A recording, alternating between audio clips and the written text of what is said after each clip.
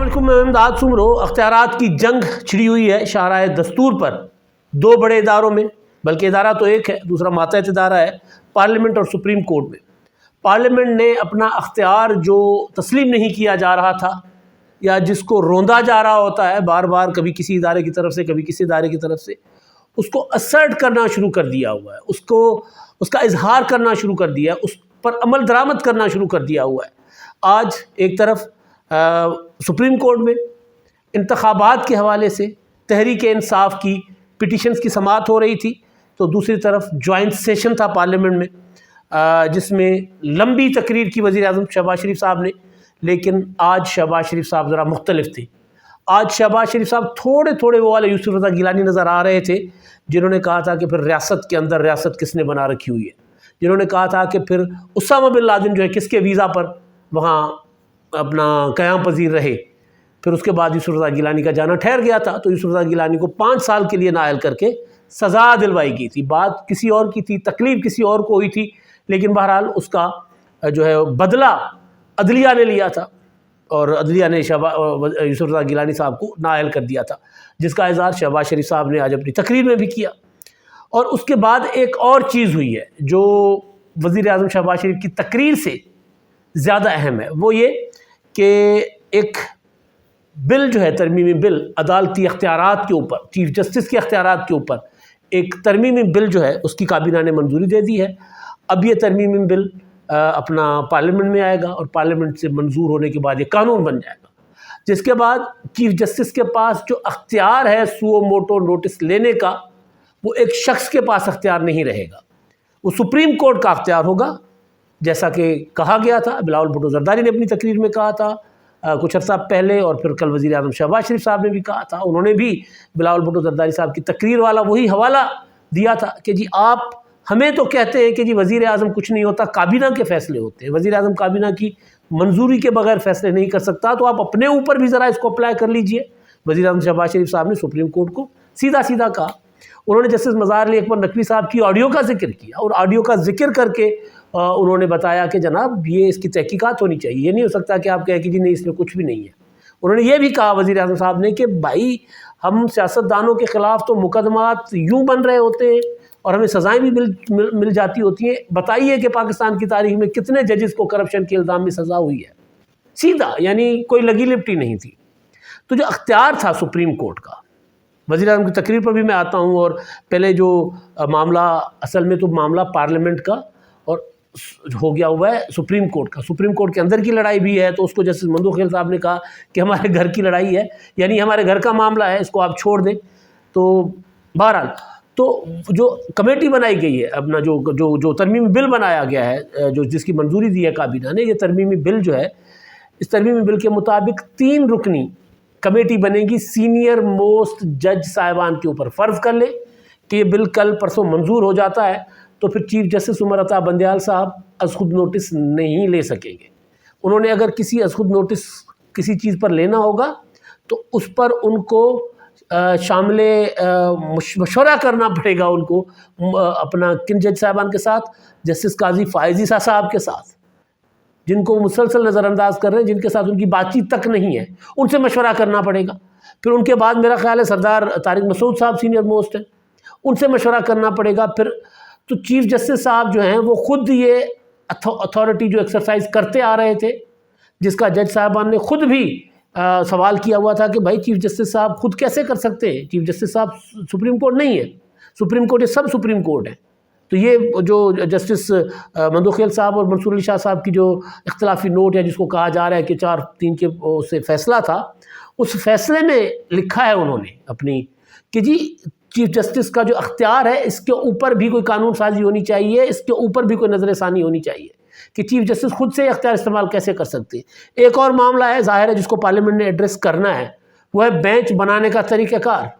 کون بینچ بنائے گا؟ Chief justice صاحب جس طرح بینچ بناتے ہیں، سینئر موسٹ جج صاحبان کو نظر انداز کرتے جاتے ہیں، ہم خیال جج صاحبان کو لیا جاتا ہے، تو یہ بھی سارا ایک تشویش کی لہر تھی نا پورے ملک میں، اور جو وکلاء برادری میں اور سیاسی لوگوں میں اور پارلیمنٹ میں، کہ یہ کیا ہو رہا ہے۔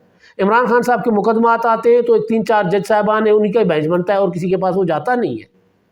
پھر مسلم لیگ نون نے برملا کا پریس کانفرنس کر کے کہا کہ جسٹس اعجاز الحسن صاحب اور احسن صاحب اور جسٹس مظہر علی اکبر نقوی صاحب یہ ہمارے مقدمات نہیں سنیں گے، نہیں سننے چاہیے ان کو، کیونکہ جس طرح عمران خان صاحب نے کہا تھا کہ جی وہ قاضی فائزہ صاحب جو ہیں وہ سرکار کے مقدمات نہ سنیں، عمران خان صاحب اس وقت وزیر اعظم تھے۔ تو معاملہ جو ہے پارلیمنٹ، جو میں بڑے عرصے سے گزارش کر رہا ہوں، محسوس ہو جاتی ہے، احساس اپنا وہ جو ہے نا ہیٹ آ جاتی ہے۔ میں لاہور میں بیٹھا ہوا تھا لیکن وہاں پر مجھے ہیٹ آ رہی تھی کہ کیا ہو رہا ہے اسلام آباد کے اندر، یہ جو کچھ سپریم کورٹ کے اندر ہو رہا ہے اس کا جواب ایک دن پارلیمنٹ دے گی، پارلیمنٹ چپ کر کے نہیں بیٹھے گی۔ ظاہر ہے ہمارے رابطے تھے، میں نے اپنے آج دن کے جو ویلاگ تھے وہ میرے اپنا دن میں پہلے ٹائم پہ ریکارڈڈ تھے، اس میں آپ کے پاس تو بعد میں آئے، جو ابھی لاسٹ ویلاگ میرا اس سے پہلے والا وہ بھی دن کا ہی ریکارڈڈ ہوگا، اس کی روشنی آپ نے دیکھ لی ہوگی۔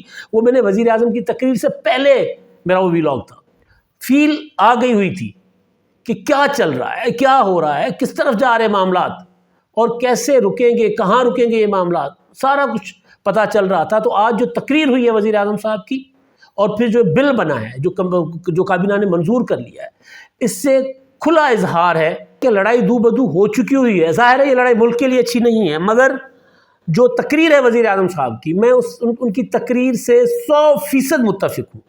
ہو یہی رہا تھا، وزیر اعظم صاحب نے اگر ذکر کیا عمران خان صاحب کے لاڈلے ہونے کا تو نظر آ رہا تھا، مطلب آج جو سپریم کورٹ میں سماعت ہوئی ہے، جو چیف جسٹس صاحب کے ریمارکس ہیں وہ بڑے دلچسپ ہیں، ان پر بات کی جا سکتی ہے، فیئر کمنٹ کیا جا سکتا ہے اس کے اوپر۔ چیف جسٹس صاحب کہہ رہے ہیں کہ جی ہمیں سماجی اور سیاسی ڈسپلن جو ہے اس کی بحالی کرنی ہے۔ کیا یہ چیف جسٹس صاحب کا کام ہے سیاسی اور سماجی ڈسپلن کی بحالی یا قانون کی حکمرانی؟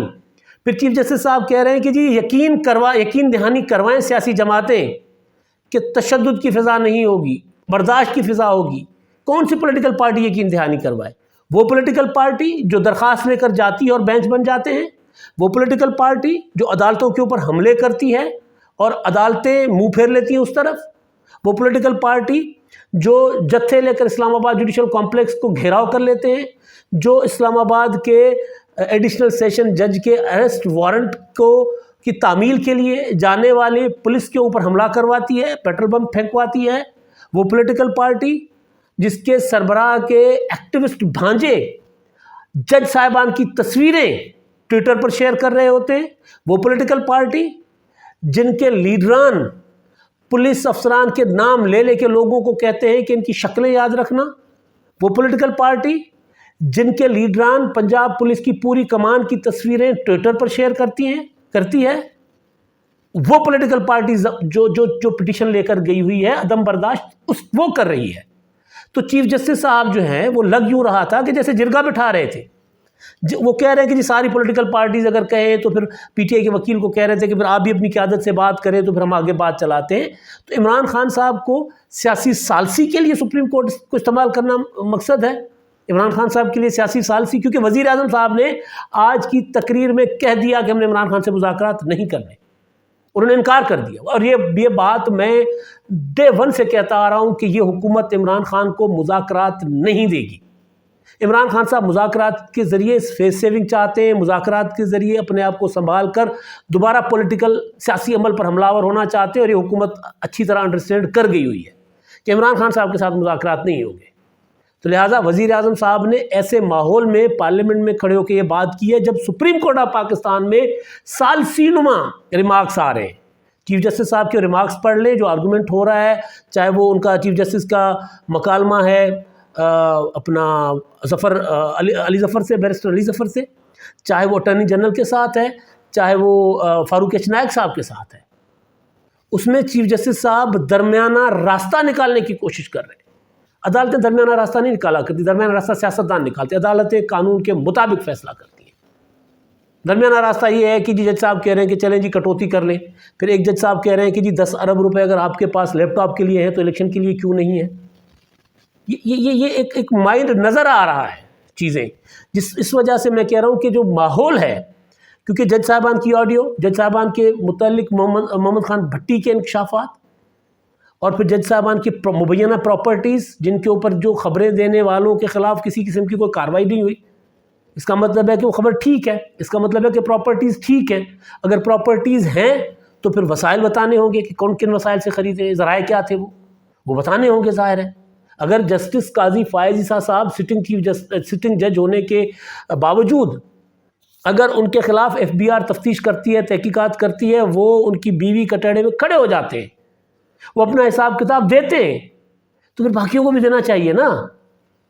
تو پھر یہ سارا تو اصل جو چیز ہے وہ جو شاہراہ دستور کے اوپر وہ جو آپ گزرے ہیں تو آپ کو ایک فیل آتی ہے کہ یہاں کچھ نہ کچھ پکھ رہا ہے.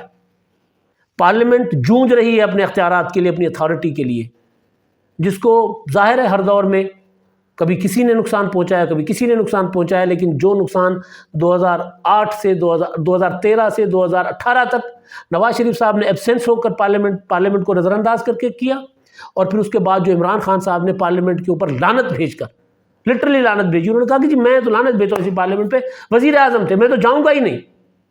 وہ پارلیمنٹ آج کمزور ترین ہونے کے باوجود آج اپنی اتھارٹی اسرٹ کرنے کی کوشش کر رہی ہے. وہ کوشش کر رہی ہے کہ جی میں بھی ہوں, میں ہوں, اصل اختیار میں ہوں, میں بتاؤں گی کس کو کہ کس نے کیا کرنا ہے. اب اس میں ظاہر ہے جن اداروں کو پارلیمنٹ کے اوپر جو ہے وہ کیا کہتے ہیں اختیار استعمال کرنے کی عادت پڑی ہوئی ہے, وہ آسانی سے یہ پارلیمنٹ کا اختیار پارلیمنٹ کو نہیں دیں گے. 18ویں ترمیم میں جب پارلیمنٹ نے اپنا اختیار لیا تھا کہ ججز کا تقرر جو ہے وہ بذریعہ پارلیمنٹ ہوگا, تو سپریم کورٹ نے پارلیمنٹ کو کہا تھا کہ ہم یہ نہیں مانتے, آپ اس میں ترمیم کر لیں. اسی طرح آج اگر کچھ ہوگا تو ممکن ہے کہ سپریم کورٹ پارلیمنٹ کو پلٹ کر جواب دے کہ ہم یہ نہیں مانتے.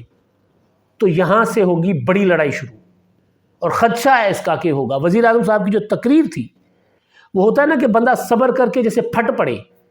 شہباز شریف کو ہر بندہ چھیڑتا ہے, چاچو چاچو چاچو. میں کہتا ہوتا ہوں کہ شہباز شریف صاحب جو ہیں وہ ریشنل پولیٹکس کر رہے ہیں. شہباز شریف صاحب جو ہیں وہ صبر اور تحمل کے ساتھ سیاست کر رہے ہیں. وہ وزیر اعظم ہیں, وہ سلطان رائی نہیں بننا چاہتے. وہ عمران خان صاحب کی طرح نہیں کہنا چاہتے کہ جی مجھے میں نہیں چھوڑوں گا. مگر آج انہوں نے عمران خان صاحب کو بھی, اور پھر عمران خان صاحب کو لانے والوں کو بھی, پھر وہ جو قوتیں اپنا جسٹس فیض کی طرف انہوں نے اشارہ کیا, اور بہت سی باتیں کی ہیں انہوں نے. تو یہ باتیں اشارہ ہیں کہ اب یہ معاملہ جو کچھ ہو رہا ہے, یعنی عمران خان صاحب کے لیے وہ کہا شہباز شریف صاحب نے کہ صبح ضمانت, شام ضمانت, رات ضمانت, آدھی رات ضمانت, عدالتیں کھلی ہوئی ہیں جب چاہے عمران خان صاحب کے لیے. اور عمران خان صاحب اگر جتھے لے کر عدالتوں کے اوپر حملے کرتے ہیں تو اس پر کوئی پوچھتا نہیں ہے, اس کو کوئی اپنا جو ہے وہ بلاتا نہیں ہے. اور ہمارے خلاف سو موٹو نوٹس پر سو موٹو نوٹسز ہوتے تھے. ہم بختر بند گاڑیوں میں کہ جو دہشت گردوں والی تھی ان میں پیش کیے جاتے تھے. بات بالکل ٹھیک ہے. اور ان کو کوئی گرفتار کرنے جاتا ہے تو ان کی گرفتاری کے خلاف عدالتوں سے آرڈر آ جاتے ہیں کہ جی عمران خان صاحب کو گرفتار نہیں ہونے دینا. دوسری چیز شہباز شریف صاحب نے جو اشارہ کیا ہے جسٹس فیض حمید صاحب کی طرف کہ 2021 میں عمران خان دہشت گردوں کو پاکستان واپس لایا, کس نے اسپانسر کیا؟ یہ سوال کس نے اسپانسر کیا؟ کیونکہ حکومت اس بات پر آمادہ ہے, یا حکومت اس بات میں یقین کر بیٹھی ہوئی ہے, کر چکی ہوئی ہے. حکومت سمجھتی ہے کہ ایسا ہے کہ عمران خان صاحب کو کالعدم تنظیم جو ہے وہ سپورٹ کر رہی ہے. لاہور میں جو کچھ ہوا, اسلام آباد میں جو کچھ ہوا, حکومت اور ہماری اسلام آباد میں کچھ ایسے لوگوں سے بھی جو باخبر ہیں ان سے رابطے ہوئے ہیں, تو وہ یہ کہہ رہے ہیں کہ عام پولیٹیکل ورکر نہیں ہیں, یہ تربیت یافتہ لوگ ہیں, اور کچھ کی تربیت جنرل فیض حمید صاحب نے کر رکھی ہوئی ہے. یہ باخبر لوگ جو اس میں مختلف فیلڈز میں کام کر رہے ہیں وہ کہہ رہے ہیں, جن کا ان کے ساتھ تعلق پڑا ہے وہ کہہ رہے ہیں. تو شہباز شریف صاحب نے کہا کہ جی یہ 2021 میں جو عمران خان صاحب دہشت گردوں کو واپس لائے ان کو اسپانسر کس نے کیا, ان سے بھی حساب کتاب لینا پڑے گا. اور پھر انہوں نے بتایا کہ جوڈیشل کمپلیکس کا جو معاملہ ہے اس پر JIT بنی ہے, اور وہ JIT اپنی تحقیقات کرے گی. لیکن وہ یہ کہہ رہے ہیں کہ جی یہ نہیں ہو سکتا کہ ہمارے وزیر اعظم یوسف رضا گیلانی کی طرف اشارہ کیا کہ جی ہمارے گیلانی صاحب کو تو نااہل کر دیا گیا تھا توہین عدالت میں, ادھر کوئی توہین عدالت ہوتی نہیں ہے, وہ ان کو بلاتے ہیں وہ جاتا نہیں ہے. تو وہ انہوں نے دوسرا یہ بھی اشارہ دیا جو میرا جو پچھلا ویلاگ تھا کہ جائے گا کون, اب وزیر اعظم جائیں گے یا چیف جسٹس صاحب؟ اگر لڑائی بڑھتی ہے تو کون جائے گا؟ کیونکہ اس وقت چیف جسٹس کے ساتھ افتخار چودھری صاحب کے ساتھ تو پوری سپریم کورٹ تھی بعد میں جب وہ چیف جسٹس بن گئے تھے. ثاقب نثار صاحب نے تو پورا ماحول بنایا ہوا تھا, لیکن اب اس طرح صورتحال نہیں ہے چیف جسٹس صاحب کے لیے. چیف جسٹس صاحب کے لیے اگر پارلیمنٹ کے اندر تقریریں ہوں تو یہ ایک جو ہوتا ہے نا کہ الارمنگ سچویشن ہوتی ہے. میں اس کو جنگ تو نہیں کہتا، لیکن میں جنگ اس لیے نہیں ہے کہ پارلیمنٹ جنگ نہیں کر رہی. پارلیمنٹ تو اپنا اختیار واپس لے رہی ہے. پارلیمنٹ اپنا اختیار بتا رہی ہے کہ بھائی یہ میرا اختیار ہے. ججز نے کس طرح کام کرنا ہے، سو موٹو کون لے سکتا ہے کون نہیں لے سکتا، یہ رولز اور یہ قانون بنانا میرا کام ہے پارلیمنٹ کا. میں پارلیمنٹ ہوں، میں آئین بناتی ہوں، میں قانون بناتی ہوں. لہٰذا مجھے یہ مت بتایا جائے کہ میں نے کام کیسے کرنا ہے، میں بتاؤں گی کہ آپ نے کام کیسے کرنا ہے. جمہوریتیں جو دنیا میں چلی ہیں وہ اسی طرح ہی چلی ہیں. ادارے مضبوط ہونے چاہیے، مگر پارلیمنٹ سے کسی ادارے کا قد بڑا نہیں ہونا چاہیے، کیونکہ منتخب ادارے سے جس بھی غیر منتخب ادارے کا قد بڑا ہوتا ہے وہ ادارہ اپنے رویے میں جو ہے پارلیمنٹ کو ڈکٹیٹ کر رہا ہوتا ہے. تو جب کوئی ادارہ منتخب ادارے کو ڈکٹیٹ کرے تو صورتحال خراب ہوتی ہے، صورتحال اچھی نہیں ہوتی. تو حالات جو ہیں وہ جیسے میں نے پچھلے ویلاگ میں کہا تھا کہ حالات اچھے نہیں ہیں، اور عمران خان صاحب کے لیے خاص طور پر، اور ظاہر عمران خان صاحب کی محبت میں کافی ساری چیزیں گڑبڑ ہو رہی ہیں. تو اب دیکھتے ہیں، اب پارلیمنٹ نے اپنی آئینی ترمیم بھی آ گئی ہے، اور وہ اپنا انتخابات کہہ رہا ہوں، انتخابات کے متعلق ہی جو سپریم کورٹ کا اپنا بینچ ہے اس کی سماعت دوبارہ کل صبح ہونی ہے. تو حالات کدھر جائیں گے، کس کروٹ بیٹھیں گے، پتہ لگ جائے گا. اور کل دیکھیں گے اس معاملے کو کہ حالات کتنے مزید گرم ہو رہے ہیں. حالات اور گرم ہوں گے، حالات اب ٹھنڈے نہیں ہونے کو، کیونکہ رانا ثناء اللہ صاحب نے جو بات کی تھی نا کہ یا وہ رہیں گے یا ہم رہیں گے، یہ بات سیاسی طور پر بھی دیکھی جائے تو سیاسی مقابلہ اس نہج پر پہنچا ہوا ہے کہ اب سیاسی طور پر ایک دوسرے کا خاتمہ. ورنہ پیپلز پارٹی اور مسلم لیگ نون سیاسی مخالف جماعتیں تھیں. محترمہ بینظیر بھٹو کی شہادت ہوتی ہے یا اس سے پہلے محترمہ بینظیر بھٹو مشرف کے دور میں نواز شریف صاحب انتخابات کا بائیکاٹ کرتے ہیں قاضی حسین احمد صاحب عمران خان صاحب کے کہنے پر. محترمہ بینظیر بھٹو شہید نواز شریف صاحب کے پاس چل کر جاتی، ان کو بلاتی ہیں، ان کی ملاقات ہوتی ہے، یعنی میاں صاحب مشورہ کرنے جاتے ہیں، ان کو انتخابات میں لے کر آتی ہیں واپس. ورنہ نواز شریف انتخابات کا بائیکاٹ کر لیتے تو محترمہ بینظیر بھٹو پنجاب بھی لے جاتی ہیں اور 2/3 میجورٹی کے ساتھ ان کی حکومت بنتی. بعد میں تو خیر شہید ہو گئی.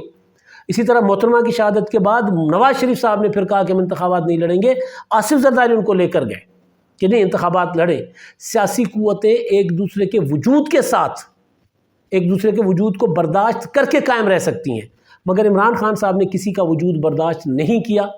تو لہٰذا عمران خان صاحب کو اب یہ باتیں سنائی جا رہی ہیں کہ جی سیاسی طور پر رانا ثناء اللہ نے وضاحت کر دی. انہوں نے کہا میں نے سیاسی بات کی ہے کہ میں سیاسی طور پر نہ یا آپ نہیں رہیں گے ہم نہیں رہیں گے.